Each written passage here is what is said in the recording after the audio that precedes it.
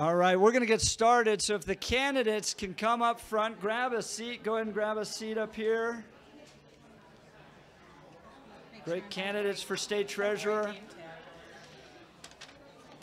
Paging Brian Watson. Brian Watson. Paging. Chatting. We got Justin Everett. All right. I think we've got a quorum here.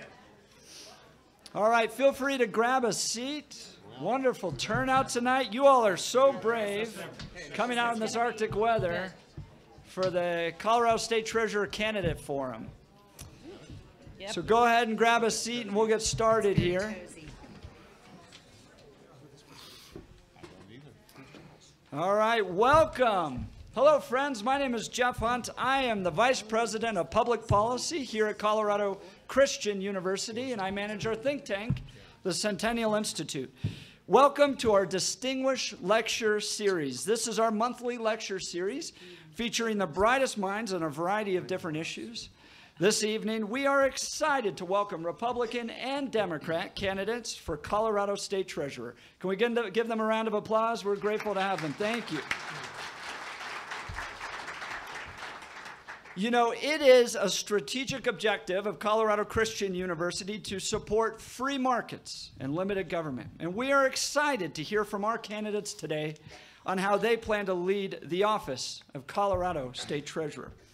You know, the Colorado State Treasurer is charged in part with collecting taxes for the state of Colorado. And did you hear that they have now simplified the tax code here in Colorado so that you can report your taxes more easily? First, you just report how much you've made, and then second, you just send that amount in, right? Well, you know, there are powerful stories in the Bible about Jesus and a tax collector, and it reminds me of the time an IRS agent walked into a church to meet with a pastor. Pastor, he said, is John Smith a member of your congregation? Well, yes, he is, the pastor responded. He said, well, the IRS agent continued, well, he said, John Smith recently recorded that he gave you a donation of $100,000. Is that correct? And the pastor said, well, it will be. Well, to begin our evening, please stand for prayer and a pledge of allegiance led by 1776 scholars Courtney Rainier and Ellen Densmore. Do we have them in here? All right, there they are. Come on over, guys. Thanks. Hi, guys. Sorry I'm a little short, so I'm going to go on my tiptoes. All right, if you guys can go ahead and bow your head in prayer with me. Dear Lord, we come to you extraordinarily thankful for the opportunity to gather here today and learn more about the wonderful candidates that have stepped up and are willing to serve for all of Colorado. We pray that you will guide them not only in their races, but also in their daily lives. Lord, please encourage them in their struggles, stand by them in their triumphs, and provide them with an unquenchable passion to glorify and build not only Colorado, but also your kingdom. We pray that tonight will be an evening of learning, constructive conversations, and ultimately success in your eyes. In your name we pray, amen. Will you join me in the pledge? I pledge allegiance to the flag of the United States of America and to the republic for which it stands, one nation, under God, indivisible, with liberty and justice for all. Thank you, 1776 scholars. Our 1776 scholars are students here at Colorado Christian University that come and volunteer at the think tank. Many of them work with us as well. And I like to point out that we had just this past few weeks, we took a record number of Colorado Christian University students to the March for Life in Washington, D.C. this year, a record 19 students. Isn't that just wonderful?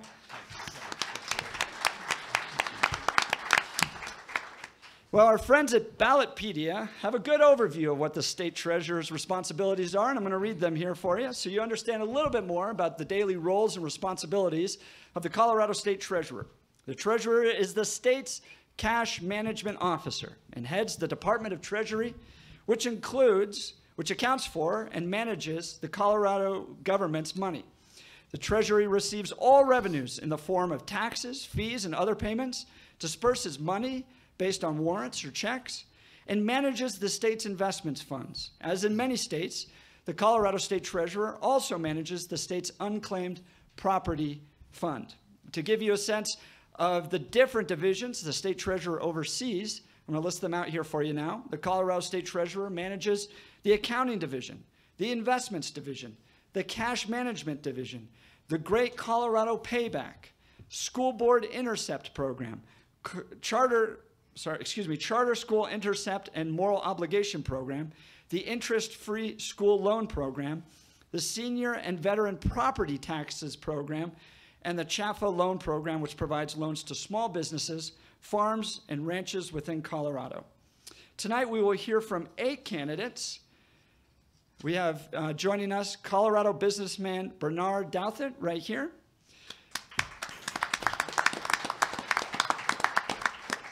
We have State Representative Justin Everett. Initially, we were hoping to have Routt County Treasurer Britta Horn with us, but she messaged us. She comes from the Western Slope, and she's got caught up in some of the snowstorms up there and was unable to make it. We do have State Representative Polly Lawrence. We have State Senator Kevin Lumberg. Kevin was also a member of the CCU Board of Trustees at one point, so we're grateful for his leadership here. We have State Chief Financial Officer Charles Scheib right there. And Colorado businessman Brian Watson. So today, our hope is that you can hear from lots of different voices so you can be informed when it comes to making a decision on who you're going to support for Colorado State Treasurer. We will begin with a 5-minute opening statement from each one of them, and we'll start with Bernard here, followed by a series of questions from me, and then we'll open it up to the audience for a series of questions as well. Now, we do have a straw poll that you should have on your seat. We'll be collecting those at the end of the evening. You have until 8:20 p.m. to vote. Okay, so you can listen, make an informed decision, and then vote. We'll collect them at 8:20, and then at 8:30, we'll be announcing the results of our straw poll. So without further ado, I'm going to turn it over to Bernard, and you have 5 minutes, and they'll be holding up a sign in the back. I know how you politicians can get sometimes. So watch the signs, and if I have to cut you off, I will, but you have 5 minutes for opening statements. All right, thank you, Jeff. My name is Bernard Douthat, and I am running for state treasurer. You can, my first name, Bernard, easy to remember. Last name, Douthat. One way to remember that is there's no doubt about it. You want to vote for Douthat. I am a Democrat, and I have to say that I am frustrated with my party to a certain degree, and I almost actually registered as unaffiliated. I know that a lot of people in my family, a lot of people in this state are frustrated with both parties, the way things have been going. And really what I'm running against is leadership in many respects and a status quo that I don't think is sufficient, is really failing a lot of people in this state, in this city, and I'm really just tired of waiting, frankly, is what it comes down to. That's why I decided to run. A lot of politicians like to start, and they like to talk about their home runs, what they've accomplished. I'll get to that. But I think it's also important that we have leaders who can connect with regular everyday people. I started a business 7 years ago, and it's been a very successful business. It's a math tutoring business. But we almost were shut down by road construction that wiped out a dozen businesses in our area. And I had to skip paying myself during that time. I had to go without health insurance during that time. And I know what it's like to have to think about what you're going to say to your mom, or whether or not you want to tell her that you actually have health insurance or not. It's hard to do. So the treasurer does some important things. It's an important job, often gets overlooked. It is a $7 billion portfolio the treasurer manages. The treasurer also sits on more than 8 different boards, including the board of PERA, the State Employee Retirement System. And lastly, the treasurer is really, I think, most significant in that the treasurer is the guardian of our money and our financial well-being. And we are at a time right now when there have been articles written about our state's bond being downgraded because of the shape that PERA's in, because of the status quo, because we've gotten to a spot with schools crumbling, with roads crumbling, where things are really not in very good shape. So I believe I am the most experienced, the most qualified, and the most independent of any candidate running. In terms of experience, I started out my career as an economist. I have worked as a senior financial executive in a large software company. I've actually trained bankers at the Federal Reserve. And for the last 7 years, I've run my own business that I started with my own money. Qualifications, I have an undergraduate education in economics. I have a graduate degree in management and finance. And I think a treasurer should frankly have a degree in finance and understand accounting and economics. This is a $7 billion portfolio. And lastly, independence, which I hear a lot of people, at least what I hear is people, they don't want to participate because they don't believe the political process is for real. They think it's rigged. And they see so many politicians being bought and so much money. And frankly, there's a lot of money going into our state legislature by special interests like ConocoPhillips or Wells Fargo or you name it, or hospital PACs. I don't like it. I'm not taking corporate money. And because I'm not taking corporate money and special interest money, I'm not going to be swayed or influenced by those interests. As treasurer, I want to do 4 things. First, the state has a good share of its money with Wells Fargo and JP Morgan.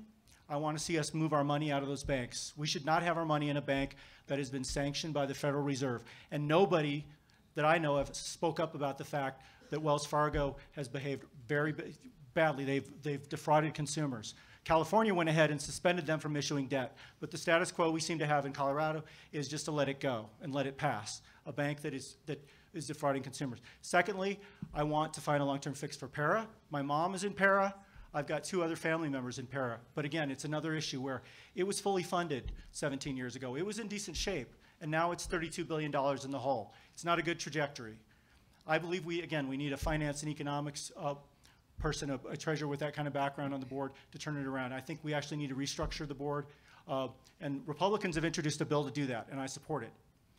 Thirdly, I want to see Colorado introduce a public bank. If you're not familiar with a public bank, North Dakota has had one for 95 years. Michigan, just 2 weeks ago, their state legislature passed a bill to start a public bank. And New Jersey, Phil Murphy, who just got elected governor of New Jersey, just started one in New Jersey, though he's going to. He just got elected governor. By my estimates, it would bring $200 million to the state treasury. It would be something that would take some doing. If you have a chance, Google Bank of North Dakota. It's very interesting, something I didn't know about 5 months ago, I just learned about. Again, my name is Bernard Douthit. You can call me Bernie. My little sister Claire, she used to call me Bernard the Nerd, even though I was way cooler than she was. And you can find more information about me at berniefortreasurer.com. Thank you. Before we begin with Representative Everett, I do want to just thank, we have 2 Democrats that are up here, and generally Colorado Christian University is known as a conservative school, and we always invite Democrats to come and participate with us, and I am just so very grateful that you came here and are speaking and addressing our students and the public. That means a lot to us, and I hope more Democrats will come and be a part of these events as well. So thank you, Bernard, for doing that. All right, Representative Everett. So, Jeff, if I can't see because I'm not wearing my glasses, the timekeeper, can I ignore her? Is that kind of what I can do? Okay, good. Because you never give a politician a microphone, definitely not for 5 minutes. Hi, I'm State Representative Justin Everett. I'd be honored to be your next state treasurer. You know, I'm glad to hear that, and first of all, thanks for coming, but I'm also glad to hear that you read off almost everything the state treasurer does, because during all my speeches, and we've made a few over 48, 49 counties and 50,000 miles in the car, but the state treasurer basically does 3 things, the 3 most important things. Oversees the unclaimed property office, which is a little bit of a mess, and that's because of our public employee system that we need to deal with. Number 2, manages north of $6 billion in cash funds. And then also the big enchilada is serves on the board for the Public Employer Retirement Association, PERA, which could be up to $83 billion, B as in boy, underfunded. So really this is a finance position, especially when it comes to PERA. You need somebody that actually does have a finance background to handle these issues. So I have an MBA in finance. I used to do investment management and cash management for small businesses in my private life. And if we don't have someone that understands these issues and can go toe-to-toe with the PERA board that has been pretty, let's say, not transparent about what they've been doing, we're going to be in trouble. And let's put that in perspective. If PERA is $83 billion underfunded, who here knows what the state budget is? Okay, we have a couple of people. It's about $30 billion, so it's nearly 3 times the entire state budget. So this is a huge, important problem. So dealing with PERA, I actually have a bill up in committee on Wednesday dealing with the PERA board to make it more balanced. Because right now it's been mostly PERA members that are either currently getting benefits or get future benefits. It's basically been the fox watching the hen house. So my bill actually balances that out, keeping the state treasurer on the board, but also real professional people that understand what we need to do to fix it, whether it's tax implications, how we're going to invest, to make sure that we preserve PERA if at all possible. But the problem is that we don't know how deep and how wide PERA is because they have not been that transparent in years. And in fact, to put this in perspective for you, last year I ran a bill on PERA to basically let us see the books to oversimplify that. So I'm pretty conservative. I've run bills on guns and life, and normally on those controversial issues, we'll get 20 to 25 people out there to testify against it and scream in my face. And those are really controversial issues that bring people out. I had 45 people show up to testify against my transparency bill for PERA, just so we can see the books. So obviously when there's smoke, there's fire. It's a major problem. But we also need somebody that isn't just qualified, but actually you can trust with your money. I have the most conservative voting record in arguably the history of the Colorado legislature. When it comes to watching your taxpayer dollars and watching over the state's money, I have that proven record over the last 6 years, consistently finishing #1 in rankings like Colorado Union Taxpayers and Principles of Liberty. And we need a true conservative that understands finance and actually is conservative that you can trust with your money. But let's talk about, since we're at CCU, where those values come from. So I'm a Christian, and my faith is hugely strong with me. So when I look at the Constitution, I look at these rights that are granted to us by God. And when you put God first, you realize that everything else comes easy. I make a lot of tough votes, and I vote no quite a bit, and people sort of frown upon that. But really, I don't feel uncomfortable doing that because I have my faith in God. I know our rights come from the Constitution. I follow the Constitution because it makes it easy because of my faith. And I think that's hugely important that you know the moral character of the people up here before you vote for them. So if you're looking for someone who's conservative, that's actually qualified for the job, and also can win because I actually won in a competitive House seat in the state legislature, I need your vote, not only today on the straw poll, but I need your vote, support, and treasure, ironically running for state treasurer, in this upcoming election. State Representative Justin Everett, thank you and God bless.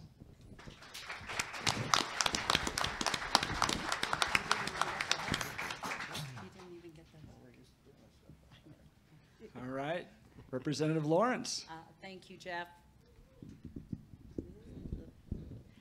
Good evening. I'm Polly Lawrence, and I am also running to be your next Colorado State Treasurer. And I see a lot of folks in here. There's some folks that I do know and a lot that I don't.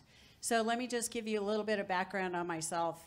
I am an owner of a local construction company that's been in business since 1924. I actually married into the business when I married my husband, who's sitting in the back row. And when I married into the business, I didn't go into the office where he was working at the time. I actually went into the field, and I was a flagger to start my career in the construction industry. I was that girl standing on the side of the road with the stop sign. And once I proved myself as a flagger, I did eventually move into the office, where I learned the estimating, contract management, and managed some construction projects for the company. But I also learned the banking, bonding, finance, and handled some of the union negotiations for our company. Until last year, we were a union contractor with 3 different unions for our employees. But we worked with our employees and put together a package that was better than the unions could offer, and our employees voted to stay with us and leave the unions. That's the kind of battle that I've taken on in the business world. So I've learned to sign I've signed the front of a paycheck and managed anywhere from 150 to 350 employees. So managing a large staff is not anything that's new to me. But going into the treasurer's office with that kind of experience, 3 things that I plan to focus on as your next state treasurer are ending the year-end spend, reforming PERA, and locking the revolving door. Ending the year-end spend deals with every department they seem to go out of their way in that last 4 to 6 weeks of the budget cycle where they feel this need to spend every penny that they've been given for that budget year. I think if we went to a true zero-based budgeting process and a multi-year budget cycle where they would have to plan their expenditures for a longer period of time, we'd have a better sense of what our budget is and find some savings instead of them going out of their way to spend all of your money in those last 4 to 6 weeks. Reforming PERA. I think that's going to be a consistent trend that you're going to hear from most of the candidates. And our current treasurer, Walker Stapleton, has done a great job of shining the light on what's wrong with PERA. By their estimates, they have a $32 billion unfunded liability. By others, it's 50. It might be even higher than that. So we have a serious problem. And the fact that in their last actuarial review, they finally realized that people are living longer, and that's a problem with their formula. Apparently, they're the only ones who didn't know that. So there are going to have to be some changes. We need to make sure that the promises made to retirees and near retirees are kept. But for those folks who aren't vested in the system or just coming in, it's going to have to look dramatically different. We're going to have to raise the retirement age. We're going to have to flatten out that benefit package. And we're going to have to make sure that the system is sustainable going forward. And finally, locking the revolving door. We've seen too often where state employees, ostensibly working on behalf of the state with a company or negotiating a contract, once that contract is signed, they leave the state, go to that company, and oversee the work they just negotiated. They're basically negotiating their next job with your dollars, and that has to stop going forward. Those are 3 things that I plan to focus on as your next state treasurer. My name is Polly Lawrence. My website is polly2018.com, and I look forward to the questions. Thank you.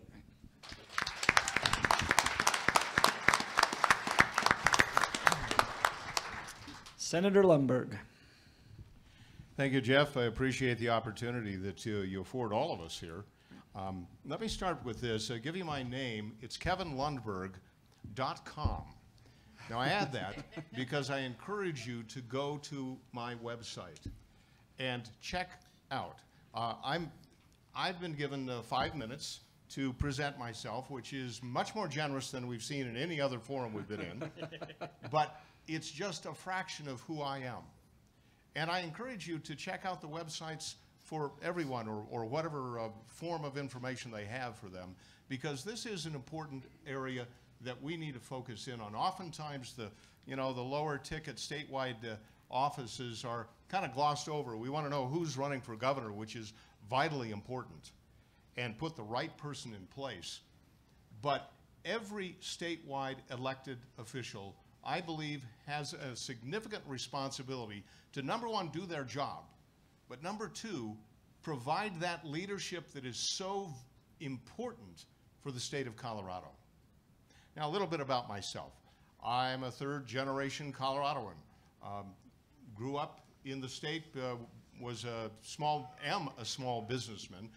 Been that way all of my life, all of my adult life, and that started pretty young too, frankly. But I also am a husband, a dad, and a few months ago, a grandfather. And that's important to me because that's really why I serve in office. It's because of the people that I am responsible for. And I believe that as the state treasurer for Colorado, it's not just how you run the office, and I'll get to that for a minute. But the more important issue in my mind is to represent all the people in all that we do. When I write a letter, I usually sign it for life and for liberty, because those are important principles of good government. And I believe every elected official needs to keep their eye on that value, that we are not here to run your life.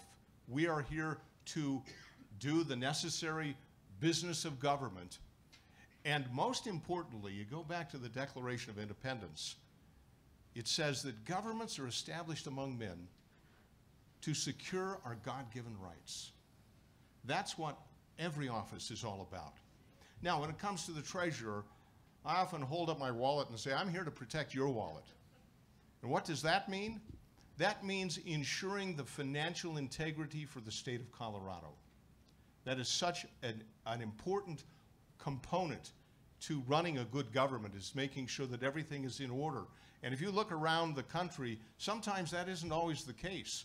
Indeed, here in Colorado, we've got a few glaring examples of where it's gone wrong. For the most part, though, I think we balance our budget and we pay our bills, but there are areas that need to be corrected. Now, why am I the guy who could fulfill this job? Well, I've been in the legislature for, well, this is my 16th year. Currently, I'm the chairman of the Senate Appropriations Committee, and I serve on the Joint Budget Committee, and I've served on most of the other committees through the years. But I've learned about all of the various mechanisms within state government. And so when I lift up the hood to look under, you know, and see what all the various parts are for the state of Colorado, I understand that not just from the perspective of the facts and the figures of the numbers, but I understand what it means when I look at the responsibilities the treasurer has for school districts. I know about those districts across the state and how that interfaces with the School Finance Act. I understand that when we talk about PERA, that is something that about 100,000 Coloradoans depend upon today. About 500,000 Coloradoans have some relationship with, and every Coloradoan has a responsibility to make sure it continues.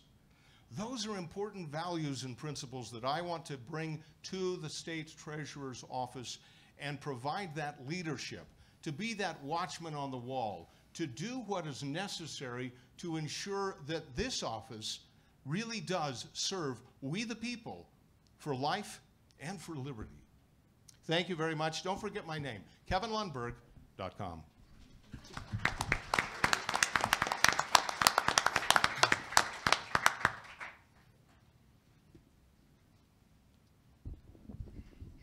Charles, it's all yours. Thank you. See if this works. Can you hear me? Yep. I'm Charles Quinn Scheib, and I'm running for state treasurer, and and I'm representing the Democratic Party. But a little bit about me: I am not a career politician. I have, I guess, I ran for office the last time when I was 18, and that was a while back. But I'm a businessman who just happens to have been serving the last 11 years as the CFO, handling the state's finances in the treasurer's office. So I feel that this is a unique qualification that makes me suited for the treasurer's position. As far as my 30 years that I spent in the private sector, I've been in everything from banking to affordable housing. I have fostered numerous entrepreneurial ventures, and I've also consulted with Fortune 500 companies. As a successful businessman, I have started companies, I've made payrolls, and I've created jobs and opportunities. And I believe that this experience will be very meaningful ahead. And that's, you know, just who, as a taxpayer out there, which y'all all are, who would you rather have, you know, managing, as everybody's acknowledged, your multi-billion-dollar portfolio and budget? Would you like somebody who has never done such, or do you want somebody that's been doing it every day for over a decade? And I think the answer's clear, and you know, I hope that you'll consider that when you make your choice. I look back, I was in 2007, something more important than just the amount of time as CFO. 2007, I was hired by Kerry Kennedy to serve as CFO in a time of economic turmoil, and I've been doing such for the last 11 years. And that's important too, because the last 7 years have been under Walker Stapleton. And I've served, I think, in acknowledging that why are Democrats here at CCU? Well, if you pay attention to the responsibility of the treasurer is there to be fiscally conservative. And I can truly say that in the 11 years I've been in the office, we haven't changed at all the way that we manage your portfolio. It's your hard-earned tax dollars, and it's very important. And one of the most important things about that is that the better that we manage your money, the more services that you will receive or the less taxes that you pay. So it's very important, but we do adhere to the three main objectives of keeping it safe first, having it liquid, and then yield. So we're very conservative in the investments. You can check the website. Every single investment that we have is out there. We have quarterly reports listed out there, and it's one of the things that we did when I started was make sure that we had all that transparency out there, because that was a question in the past. You can check the investment policy, a very conservative investment policy, and going forward, I hope that you'll consider my experience and my background. I think everybody so far that has spoken said experience is important in this job, and I believe that it is. I think that it needs to be more than a politician. It needs to be someone that has the financial background, which all the candidates here seem to be quite suited. I think the one big difference to remember is that, I've been right there managing the day-to-day activities in the Treasurer's office. So I'm Charles Quinn Scheib, and real easy, if you want to check my website out, it's quintowin.com. Right. And it's one N on Quinn. Thank you for having me. Thank you, Charles. All right, Brian Watson. Well, there's one benefit to being the guy down here at the end. I can actually stand, so I hope you're okay with that. I want to acknowledge Jeff Hunt and his team for putting this together, and I want to acknowledge all of you. You could be somewhere else tonight. Instead, you're sitting in that seat, getting informed and being part of the political process. So let's give you all a round of applause. So my name is Brian Watson, and for those that don't know me, I've been involved with CCU and the Centennial Institute for a while. In fact, any of you know Professor McTavish at all? He has me come out each year and speak to his class about entrepreneurship and to encourage a lot of the students here. As I said, I've also been involved as a supporter not only with the Centennial Institute, but the Western Conservative Summit. And I love what you all do out here. It's a good work, and I'm very, very grateful. So for those that don't know me, I grew up on the western slope of Colorado, little town of Olathe. Anyone know where Olathe is? Anybody ever driven through Olathe? If you blinked, you saw Olathe, and that was kind of the end of it. But I was over there this weekend with my mother and sister. And, growing up on the western slope taught me a lot of great values. And I'm the only candidate here that can say that not only did I grow up on the western slope with those values, but I've also come over here to the Front Range, been educated, and have grown companies here. My family taught me about blessings and hard work in that order, and I never take those for granted. They also taught me about dining room table economics. Sometimes when we talk about big numbers in state government, people kind of get lost and lose track. What's another 10 million there or another billion over there? But you know what? It's a lot of money. And we need to make sure that the state remembers that it's the people's money. It's not the state's money at the end of the day. So anyway, I grew up over there. I went to school up in Boulder and got a degree in real estate. And I started my company called North Star Commercial Partners 18 years ago. And I started above Ted's Montana Grill down on Larimer Square. And since then, we've been blessed and fortunate in building it into a company where we get to employ about 60 people.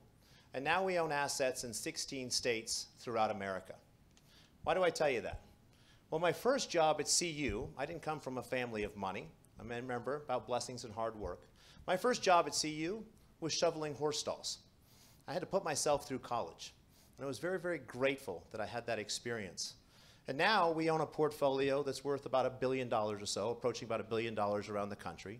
And we own assets in 16 states. Our specialty is to go in and buy vacant buildings. See, I missed that class at CU that told me to get an income stream in place. I went and bought vacant buildings. But we do it for a social impact. We want to create jobs and opportunity and empower Americans. And so we do that all around the country. We also go into inner cities and we buy vacant buildings for charter schools. To me, education is one of our civil rights issues of our day that we have to get right in America. And so I've been married for a little over 20 years, have 3 kids. One lives in Nashville, a couple kids that go to Valor. We were one of the founding families of Valor to get started. My daughter was the first graduating class. And so why am I running for state treasurer? Well, this stuff matters. It affects all of us at the end of the day. I'm the only candidate who's made a pledge not to take a salary from state government when elected.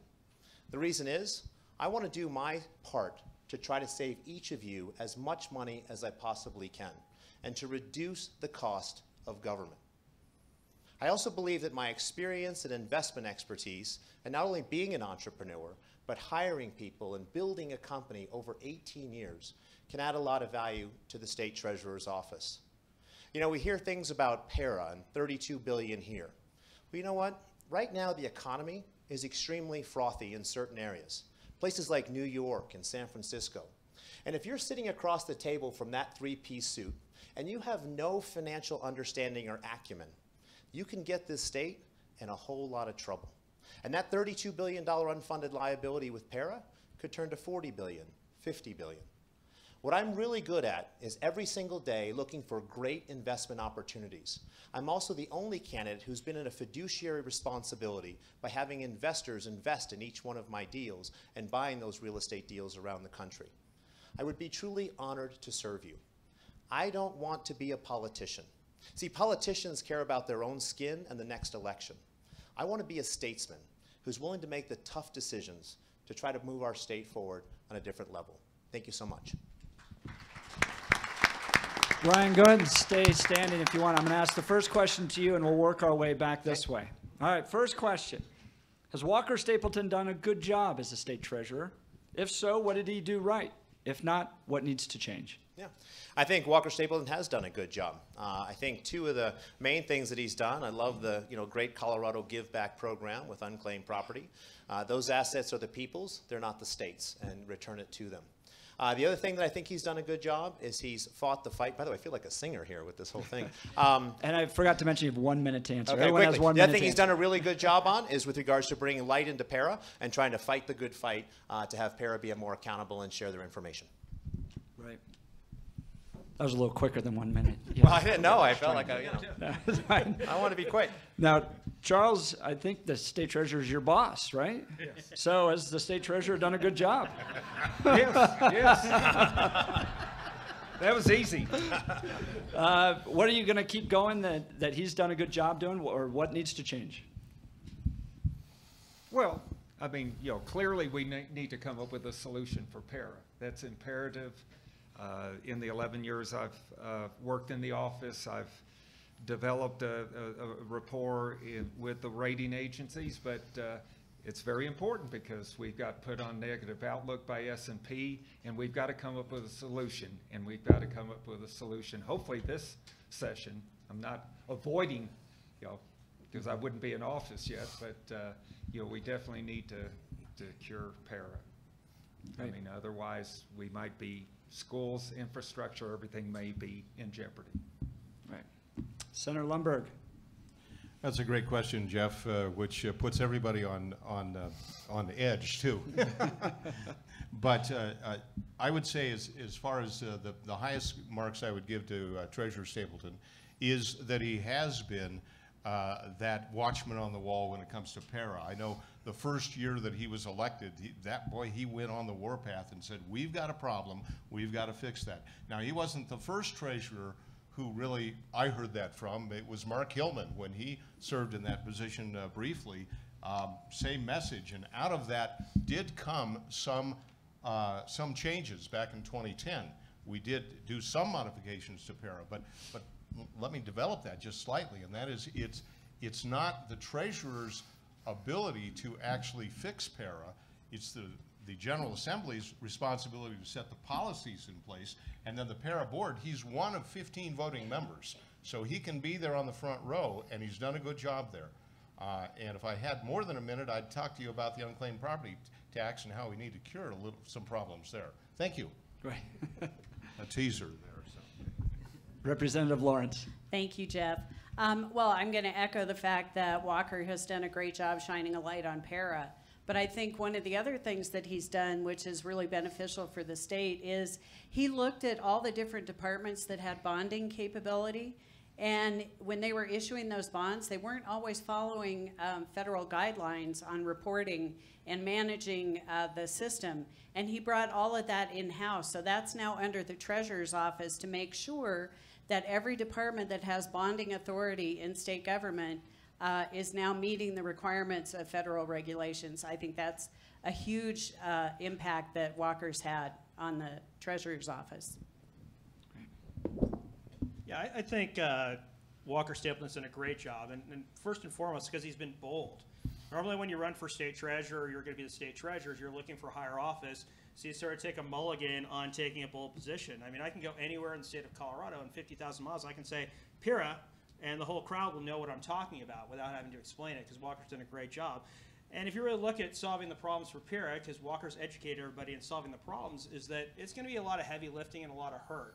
So you need someone who's bold in the state treasurer's office because it may just be a one-term opportunity. And if it's only going to be a one-term opportunity, you need the person in there that actually has done the heavy lifting and made the tough decisions. I'm the only one in the race that's done that. Well, I have to disagree with folks up here. I think that, first of all, we earn 1.1% on our money in the Treasury. Virginia, I did a little bit of checking. Virginia earns 1.5. Wyoming earns 1.9. Every 0.5% is another $30 million. The other issue with PERA, in studying this and really looking at this from a distance, why do we have this deficit? Why do we have this problem? We do because we are underpaying teachers. We're underpaying teachers on the order of $11,000 a year, about 20% under what Wyoming, we can keep up with Wyoming, I hope. We underpay teachers $11,000, and what we've been doing is promising them these benefits and not giving them raises. And I think Walker Stapleton could have been more imaginative or more, I guess, more constructive in working with the legislature and finding a way to fix that. Great. All right, we're going to talk a little bit more about PERA, and I'm going to start with you, Bernard. According to a Denver Post review of thousands of pages of financial reports, and let's lay the groundwork here. PERA is the Public Employees Retirement Association. Okay, so this provides retirement benefits for a number of public employees, and it has a giant liability. And we're going to get into this in a second. But they've been reviewing thousands of pages. The Denver Post has been reviewing thousands of pages of financial reports, hours of public meeting recordings, found that state lawmakers and the petition board alike ignored numerous red flags about the landmark pension reform that was passed in 2010. So, Senator Lundberg, you kind of mentioned that there was a reform effort in 2010. But there's a lot of concern about that reform effort. Opting time and time again for public expediency at the expense of the Public Employees Retirement Association's long-term financial health. Now, PERA is barreling, this is the words of the Denver Post, towards its second watershed moment in a decade. PERA has only 58.1% of the money it owes in future retirement checks. Its funding gap has ballooned to $32.2 billion by one accounting measure, $50.8 billion by another. 1 in 10 Coloradans is a member of PERA and will be affected by what you all decide to do with regards to PERA. The state treasurer has a seat on the board of PERA. What are your ideas for solving this problem? And I'll give 2 minutes for this answer. So do you want to start, Bernard? So first of all, one of the things that I did in looking at pension programs, there are states around the country that are almost fully funded, that are actually in pretty good shape. And those states are it's a heterogeneous mix. It's like Oregon, Tennessee, New York, Wisconsin. What those states do, and this kind of goes to Justin's bill, is those states have boards that have a minority, not a majority, but a minority of plan members on the board. They also have, on average, a lot more finance and economics expertise. As a Democrat, this is one thing that I think has been status quo. The Democrats haven't stood up and said that this board isn't, hey, they aren't doing such a great job. They need to be, we need more finance and economics expertise on this board, first of all. The other thing, again, that I would get back to is that we have not been giving teachers raises, and instead we keep promising them benefits. and we've got to live up to this promise. And then the last thing I'd say that's near and dear to my heart, I volunteered, you'd find it out, for Colorado Care. I think we need to, healthcare costs have been eating away at the state government, eating away at personal pocketbooks, eating away, it's this wrecking ball. And I think we've got to deal with that as well. And if we deal with that, restructure the board, we'll be in much better shape. Thanks. Representative Everett. Thank you, Jeff. So a couple issues. I mean, first and foremost, when we look at solutions, we have to have transparency. I mean, you heard what Jeff just said. They had to look through thousands and thousands of pages of documents to get to the bottom of what they think is the problem. So one of the bills that I am running again this year, and that we had 45 people show up to testify against last year, is really open up the books, allow the people on the board to actually see the books. I think that's step one, is transparency, so we can see how deep and how wide it is. Number two is reforming the board. You cannot have the fox watching the hen house. In fact, I remember back in 2001, after we'll just call it the internet bubble burst, where people were sounding alarms on PERA. So we're looking at compounding what's happened and not solving the problem back then, to where we may actually, and I may be the only person that will say this, and it might get me in trouble, especially if you're expecting PERA, to where we're so far in trouble potentially to where we may have to cut benefits that may just be more than a COLA freeze, a cost of living freeze for current retirees. And that's unfortunate, but that's the political reality and the reality that we have, because we want that check to show up, or that direct deposit to show up in your mailbox or in your account. So I think it's hugely important. But we have to see what the actual numbers are before we propose solutions. And you'll hear just what we've all been able to glean from what other pension systems have done, like sort of spreading it across instead of your best 3 years, where you're going to take all of your years of service under PERA. Things like that sort of lower the base and adjust the actuary tables to see what the payouts are, because most people are in the defined benefit plan. So first and foremost, transparency. Second, we need to change the board. Third, then we can work on the solutions. Great. Representative Lawrence. Thank you, Jeff. This is a big topic of conversation and has been for quite a while. Our former executive director of PERA, who unfortunately passed away suddenly this year, when he would come in to talk to us about what was going on with PERA, as I said, I have worked with union pensions for 30 years. They made the same promises that PERA is making to their retirees. So I kept asking him, you're promising 8%. Where are you getting that year over year? How many of you out there get 8% year over year on your investments? Ooh, that's awesome. Talk to you later. Yeah, well, I want to know who your investment advisor is. For the most part, that's an unrealistic number, and it should have been lowered quite a while ago. But there are some things that need to be done. But first and foremost, for those retirees who are retired in the system and near retirement, they have PERA. They do not have Social Security. This is the promise that the state made to them, and we need to make sure that that promise is kept. But again, for folks who are not vested, meaning they haven't worked in the system for at least 5 years, it's going to look very, very different. The retirement age has to increase. You can't mathematically collect retirement for a longer period of time than you worked in the system.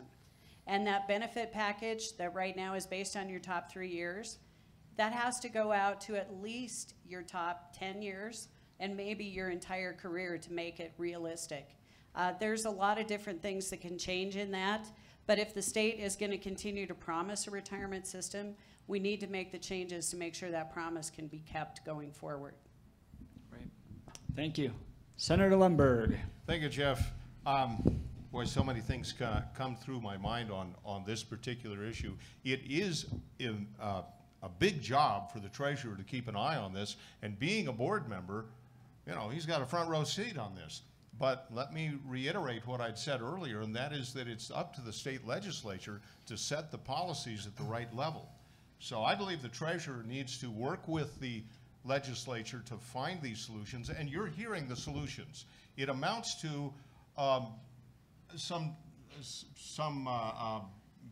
as some people call it, haircuts in a lot of places. I was talking with a friend of mine who's the chairman of the pension committee for the Texas House, who actually tackled this for a couple of pensions in Dallas and Houston last year. He said sum total they were about $60 billion underfunded. And he said, we got it done.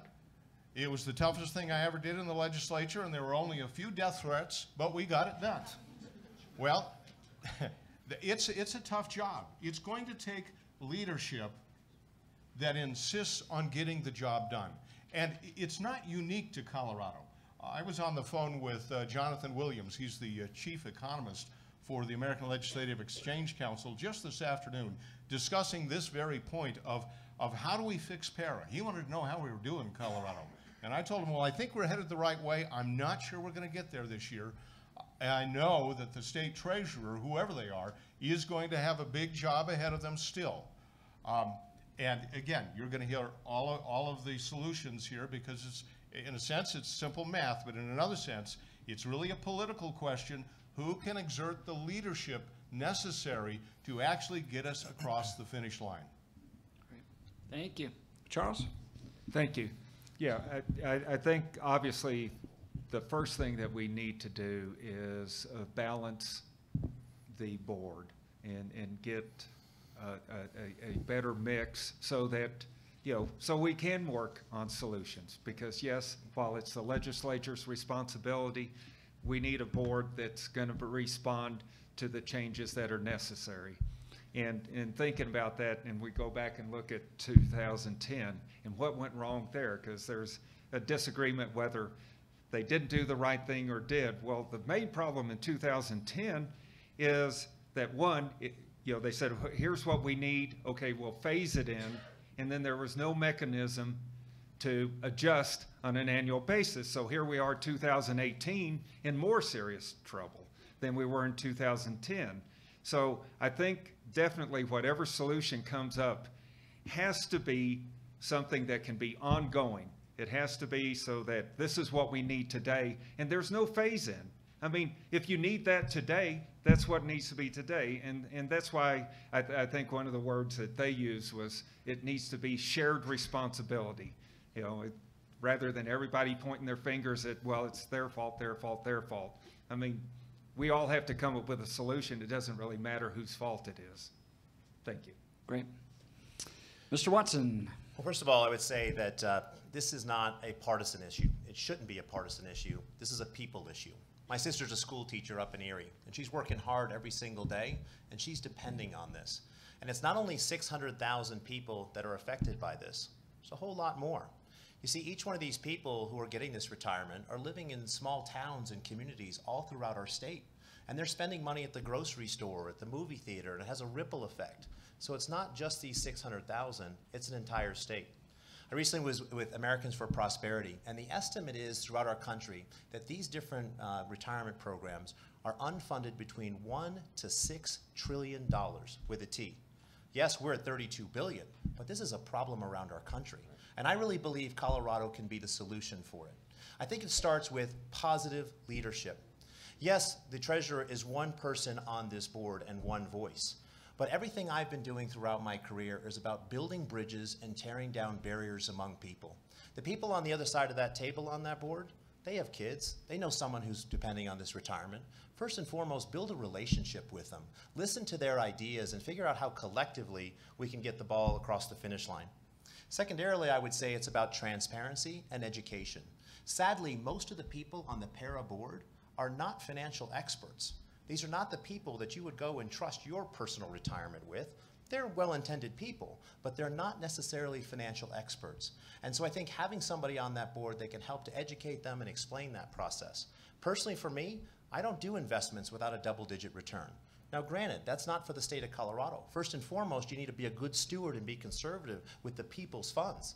But at the same time, the third point would be asset allocation. I think it's unacceptable that you're looking for a 1% return. We should look at the entire portfolio and say, okay, this small piece of the portfolio could get a reasonable and conservative double-digit return, but the most of it has to be conservative. Thank you. Great. Thanks. All right, at this point, we're going to turn it open to the crowd. You're welcome to ask a question for everybody here or just one of the particular candidates. We do have a microphone. We have people watching at home, so I want you to be able to speak into the microphone. Raise your hand, and the Justin Short back there will come and provide the microphone to you. But we'll go ahead and start with this gentleman right up here. I'm going to make you run all the way to the front, Justin Short. Right here. Great.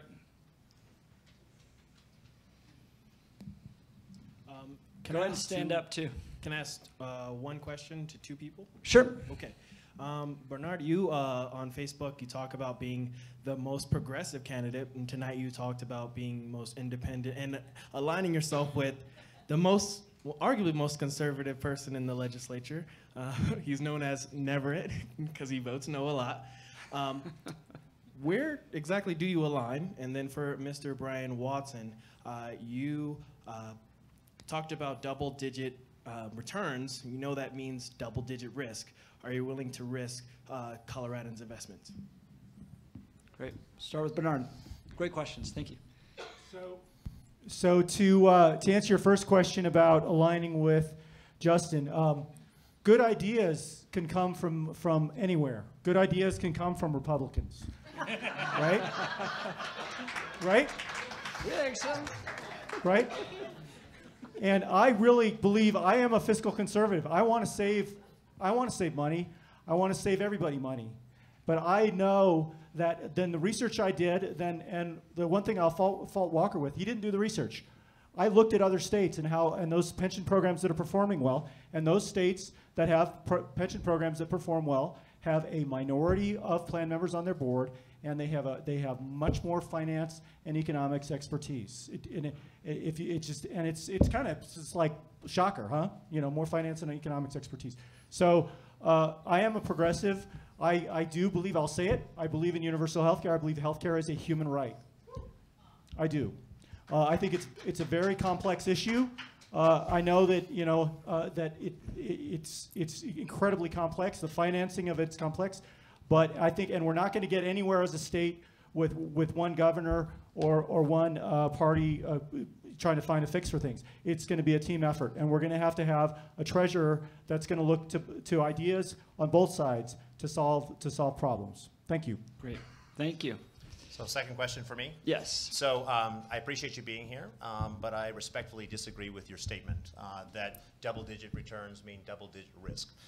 No class that I ever take in college make that correlation, and in my 18 years of doing investments with billions of dollars of transactions, that has not been the case.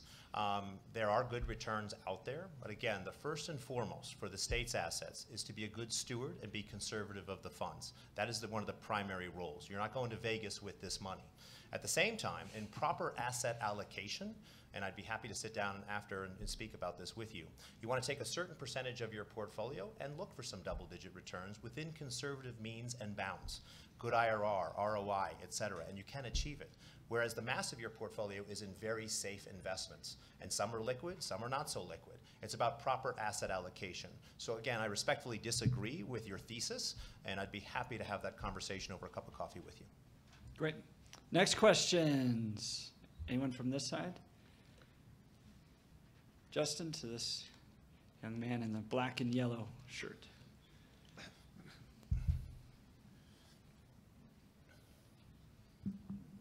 First, I'd like to apologize up front if this gets a little bit rough.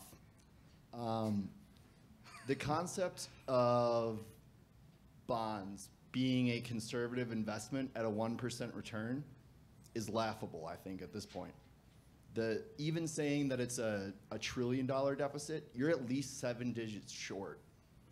So in that way, if you potentially have to take a haircut against those bonds, how could you describe that as conservative? That would be to everyone on the board. Does anybody want to start? Brian, you were looking to raise your hands over there. Yeah, I would be happy to. I think if you're looking for a low return in the bond market right now, buyer beware. Again, we're at a frothy point in the economy right now, and what goes up definitely comes down. That's economics 101. And when you look at the things of inflation, inflation is right around the corner for us. And if you're looking for a 1% return or whatever the bond is of the particular day, you're actually going to be losing money as time goes on. We're in a constant treadmill with the economy in that you either need to stay up on that treadmill or things like inflation will continue to deepen the hole for you as a state and a people. Great. Kevin? Something to be aware of is the state treasurer is not a hedge fund manager. The job of the treasurer is not first and foremost to get to maximum return on the investment as much as it is to literally protect the principal. Now, I'm not talking about taking your talent and going and burying it, but but there are statutory limitations, pretty strict ones, on how these dollars are to be used and to be spent. Now, if you want to roll that over to PERA, which is, of course, not the Treasurer's direct responsibility, there they do have a much wider spectrum of investment opportunities. Would you call a $34 trillion deficit defensive and protective? And let me just be very careful and be very mindful of the time here as well. I'd simply say that PERA has gotten into this this 34 or 83 billion dollar hole by management that looks towards the short term in simply maximizing benefits for the beneficiaries without an eye towards the long term. I can call it nothing less than irresponsible management, or simply management without any true knowledge. And that's why I would certainly say that when it comes to PERA, we need a better mix of our board, which of course sounds like everybody agrees with. So I'll leave it at that and put it out. Before Justin Everett asked to go next, so I'm just going to. Well, I mean, that's part of the problem. I mean, you need to diversify the portfolio, but you need to critically evaluate all the options out there. Also work with the legislature. I actually passed legislation long before I planned on running for treasurer, which actually was last spring, on allowing the state treasurer sort of more diversity into what they can invest in.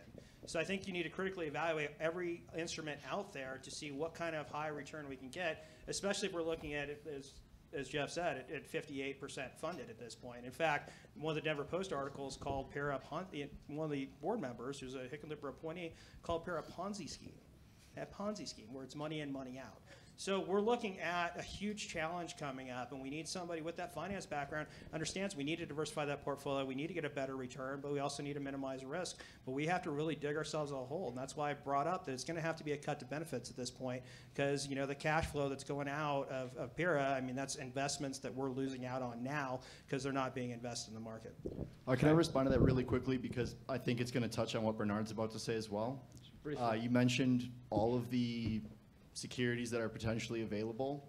Can anyone up here demonstrate a functioning understanding of the relationship between credit creation, cryptographic technologies such as Ethereum, and how that relates to PERA? Well, let's give everyone a chance to answer the first question first, and we'll see if we have time. Go ahead, Bernard. That's a difficult question. To clarify, one of the things that I want to say is PERA has earned over the last 35 years a rate of 9.8%, which is pretty high. And actually, one of the reasons, if you studying this problem, we didn't get to a $32 billion deficit with one bad decision, or two bad decisions, or three bad decisions. It happened over a long period of time. One of the things is Governor Bill Owens lowered the retirement age to 50. A bunch of people flooded into the retirement system. We had cost of living adjustments that were well beyond the rate of inflation. A bunch of things happened. But what we need to be very sober about and very conservative about is the future and going forward. And one of my favorite quotes is Yogi Berra said, predictions are very hard, especially about the future, right? So that's why somebody with an economics forecasting background is needed. Again, the state treasury is different. These are separate things I want to just clarify. The state treasury earns about 1.1%. And one of the things, again, I mentioned really briefly, was public banking. With the public bank, and Wells Fargo pays us 1.1% on our $7 billion, and they're taking that money and putting it to work somewhere else. And with the public bank, and again, I encourage everybody to look at this, we would do much better. As far as your question goes, I have a graduate degree from MIT, and I'm sorry, I can't answer your question on the connection between credit creation, cryptographic technology, and what was the third part? PERA. PERA? Yeah, how would you use cryptographic technology as credit creation to fix PERA? I mean, cryptographic technology has become hundreds of billions of dollars. I want to make sure we get a chance. Does anyone up here understand it? That's my I can't answer that right now. I'll have to get back to you. All right. Let's Polly Lawrence, and then we're going to go Charles, and then I've got some closing questions here real quick, and then we're going to vote. Just to echo what you've heard up here, there's a very different investment strategy for the Treasurer's Office and PERA. The Treasurer's Office, you're charged with making sure that money is safe and secure and it's liquid so you can meet the state's bill, so you can pay your bills on time.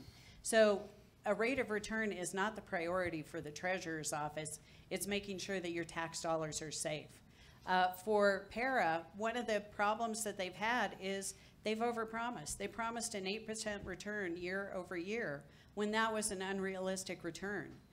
They also allowed people to buy weeks in 2000 for ridiculously low amounts of money. And people took out loans and they bought years and years of service so that they could then retire in their mid-40s and collect a retirement for 3 times longer than they worked in the system.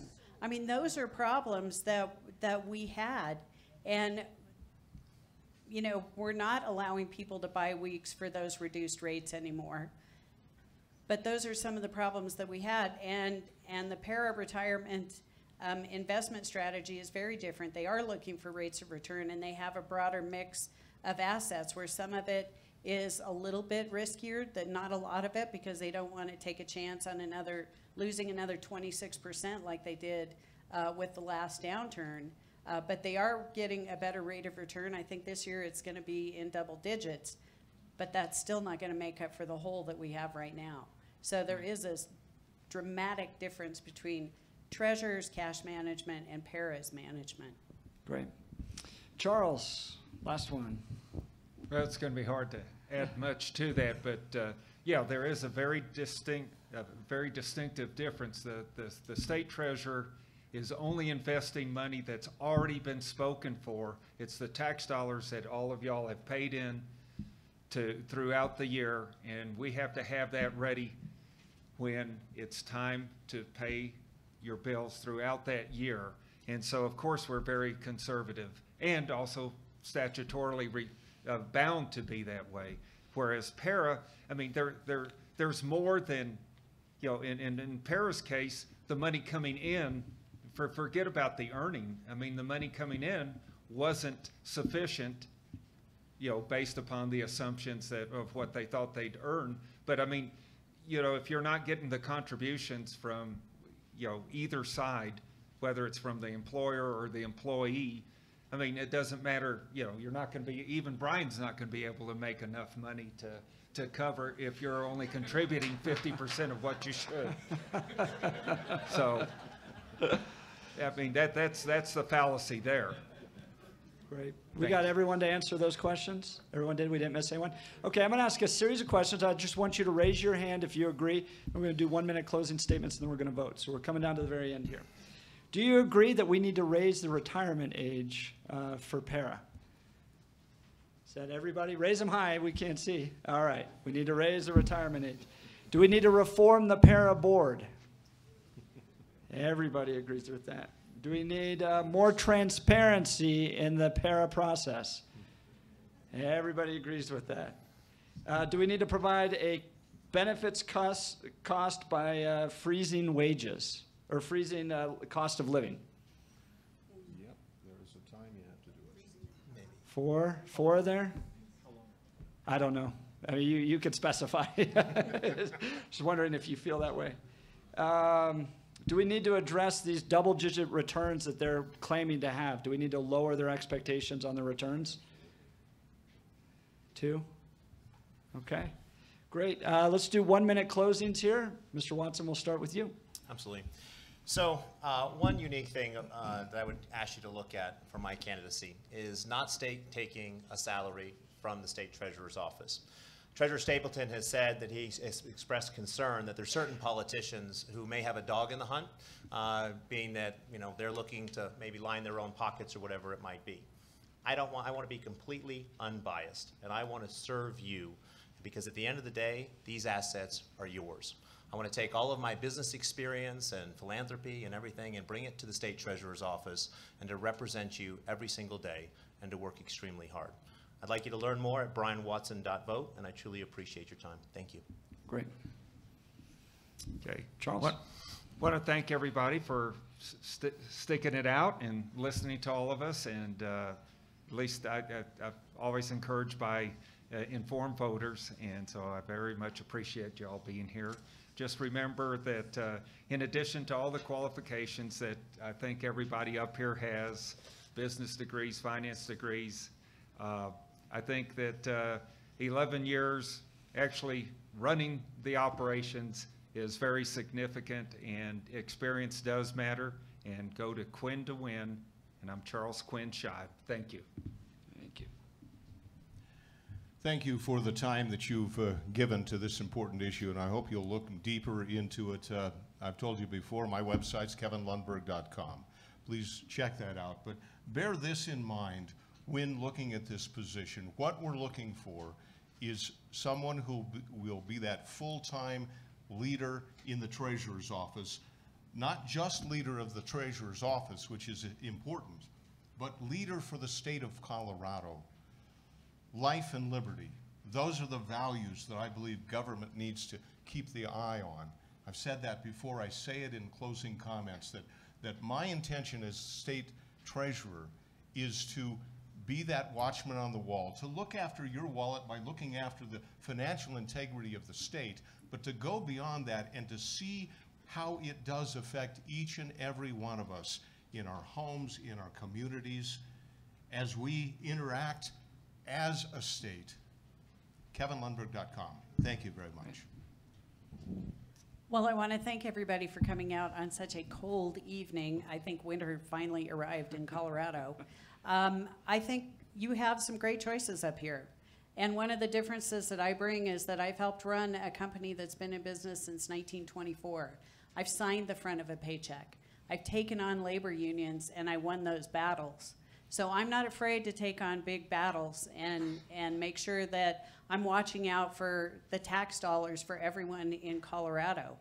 I've worked successfully with both chambers and both sides of the aisle, and that's exactly what an executive level office needs. Somebody who can reach out and come up with some great ideas that we can bring both sides of the aisle together with down at the Capitol. I have a track record of doing that, and that's what I plan to do from this office. Again, my name is Polly Lawrence. My website is polly2018.com. We do have a sign up for email if you want to stay in touch with the campaign, and I hope I'll have a chance to talk to each of you a little bit more when we're done. Great. Thank you again for coming out tonight. So we need somebody with experience, which we do see a lot of experience up here, but also who can you trust? Because we're going to have to do a lot of heavy lifting, make a lot of tough decisions. I'm the only one up here with the record of actually making those votes when the heat is on, under the spotlight, making those tough decisions that we're going to have to do to solve these problems with PERA, to actually make sure that our money is being invested, and also somebody who has the record who's looked out for you, the taxpayer. It's we the people, it's you the taxpayer. This is hugely important, and these are core values that we need to have. So you want someone that actually has done this and you can trust, and I'm the only one up on stage doing that, but I need your vote tonight in the straw poll. Also, we have a sign-up sheet, and my campaign coordinator, Christy Brown's right there. Please corner her. But thank you for coming out tonight. State Representative Justin Everett, I'd be honored to be your next state treasurer. Thank you, and God bless. Great. Well, thanks everybody for coming out this evening. Again, my name is Bernard Douthit. And maybe a key point to stress is independence, because that's what I hear that people want. They want somebody who is not taking corporate money, who's not taking special interest money. And again, one of the reasons why we maybe are stuck in where we're at is because we have a lot of that happening. So I am not taking corporate money, I'm not taking special interest money, and I think we can do better than the status quo. Again, my name is Bernard Douthit. I hope you'll vote for me tonight. You can find more information out about me at berniefortreasurer.com. Thanks. Great. Let's give all of our candidates a round of applause.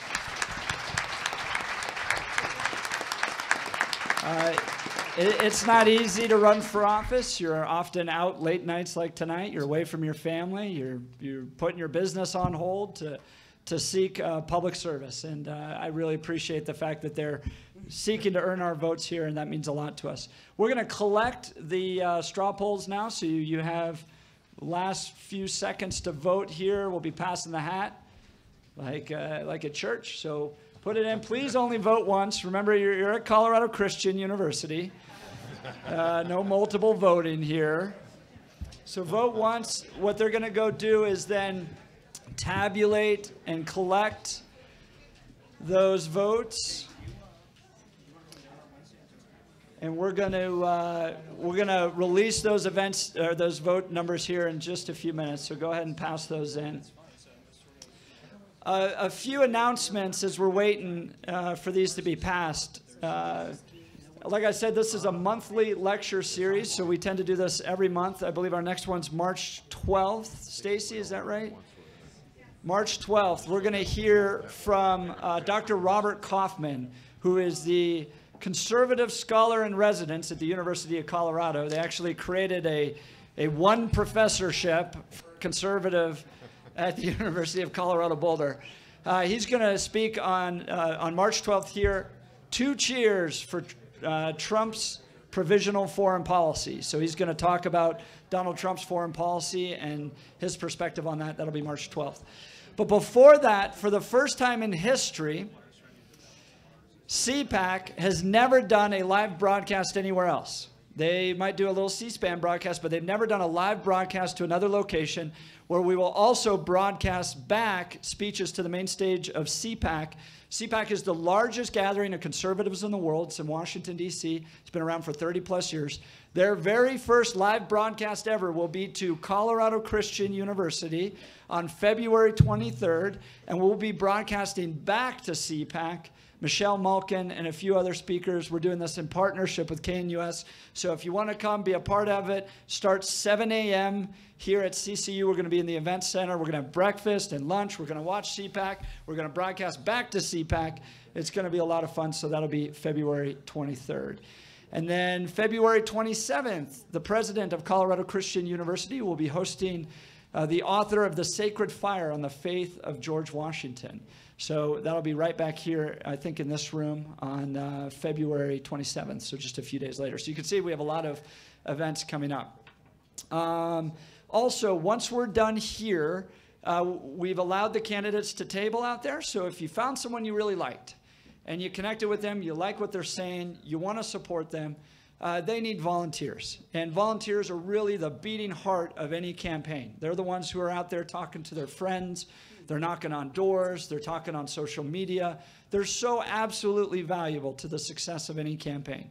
And so if you found a candidate that you really liked, please go to their table out there, volunteer with them, be a part of the process. I've been reading a book right now called Bowling Alone. Has anyone ever heard of the book Bowling Alone? It's how we basically have lost our civic connections.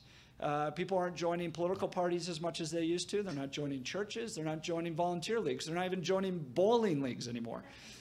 People are tending to bowl alone at record amounts. And this book came out even before the digital revolution, about 8 years before the iPhone came out. So it's not necessarily digital, but we're losing that connection of volunteering and taking part of the civic activity. So I hope that you will join up with one of these candidates, get out there, fight hard for them. It's a great way to get to know the political process. And if you're ever interested in public policy, that's how I started. Started volunteering in the Bush 04 campaign in Pasadena, California. And then I got someone decided to pay me to knock doors for Arnold Schwarzenegger in 2005. And then I ended up in Washington, D.C. and came back here. But that's how it starts. It starts with little steps. And you can really learn if you love it. So I think it'll probably be a few minutes. So you're all welcome to mingle. I'll gavel us back in, and we'll announce the results here at the end. But thank you all so much for coming out.